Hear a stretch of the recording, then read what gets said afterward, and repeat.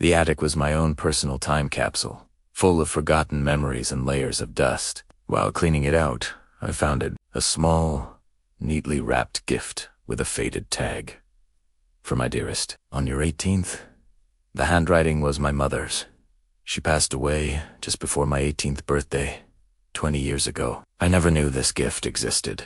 My hands trembled as I carefully unwrapped it. Inside was a small, leather-bound diary, its cover blank and worn. A wave of nostalgia and sadness washed over me. I carried it downstairs, eager to see what message my mother had left me. I opened the diary, expecting to find her familiar script, maybe a letter or some words of wisdom.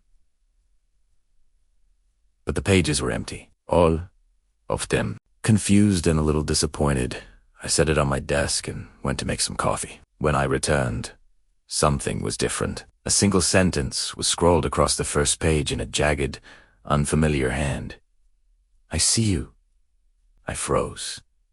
My blood ran cold. I live alone. The doors were locked. There was no one else in the house. I tried to rationalize it. Maybe I'd overlooked it. Maybe it was a prank from long ago. But the ink looked fresh, almost wet. I slammed the diary shut, my heart pounding against my ribs. I wanted to throw it away, burn it, but I couldn't. It was the last gift from my mother. I locked it in my desk drawer and tried to forget about it. But that night, the nightmares began.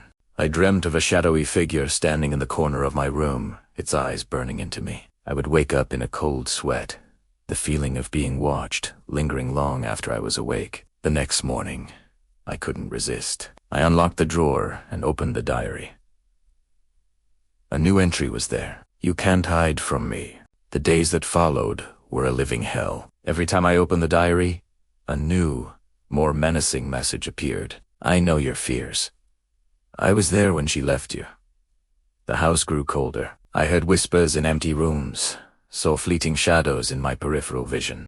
I stopped sleeping. I was afraid to close my eyes. The thing from the diary was seeping into my reality, and I felt my sanity slipping away. I knew I had to do something, but the diary held a strange power over me. It was a connection to my mother, twisted into a conduit for something malevolent. One evening, I found a new entry that chilled me to the bone. Tonight, we meet. I knew I couldn't wait any longer. I grabbed the diary and a canister of lighter fluid and ran out to the backyard.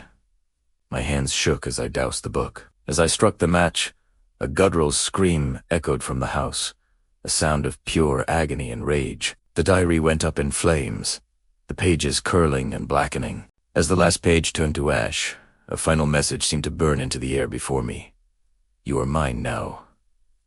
The fire died down, and an unnatural silence fell. The whispers stopped. The shadows were gone.